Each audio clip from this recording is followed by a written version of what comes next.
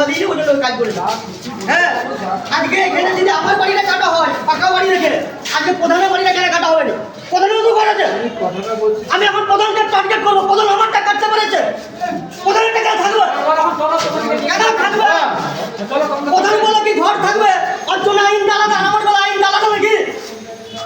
আমাকে জবাব দাও তুমি সরকারি কাজ হয়ে যে প্রধানের জন্য ঘরটা থাকবে আর আমার জন্য থাকবে না। আমরা বলে দিন আমরা চলে যাবো। আমি কথা দিচ্ছি এক কোনো ঝামেলা আমরা বেরিয়ে পারি যদি বলেন যে প্রধানের ঘরটা থাকবে সারা অবস্থা। হ্যাঁ, সারা ঘরটা সিনেমায় ভর্তি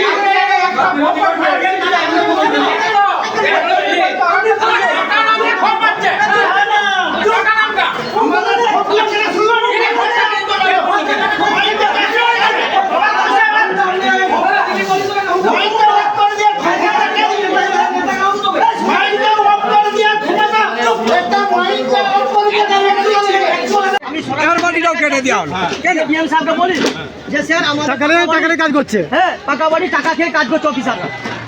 ঠিক আছে, পঞ্চায়েতের প্রধান, পঞ্চায়েতের টাপ, সমস্ত লোক 1200 করে 12,000 করে আমরা টাকা দিইনি, আমাদের ঘরগুলো কেটে দিয়েছে। আপনি মিডিয়া করছে, আমি এখানে আসুন, আপনি দেখুন প্রধানের বাড়ি থাকে কি করে?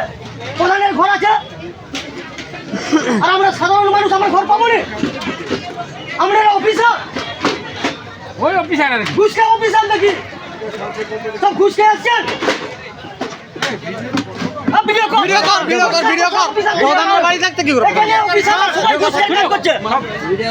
আমার বেলায় অভিযোগ শুনবেন, প্রধানের বেলায় ঘর হবে?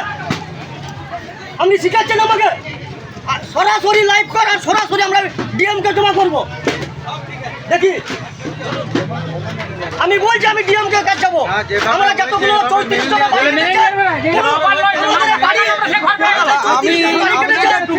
বাড়ি পঞ্চায়েত উল্লেখের দরকার আমাদের মানুষটা 6-6টা মেয়ে ছিল উদ্ধার করে এটা দেখুন আমার আবাস বাড়ির মেসেজ দেখুন, এইটাই বলতে চাই।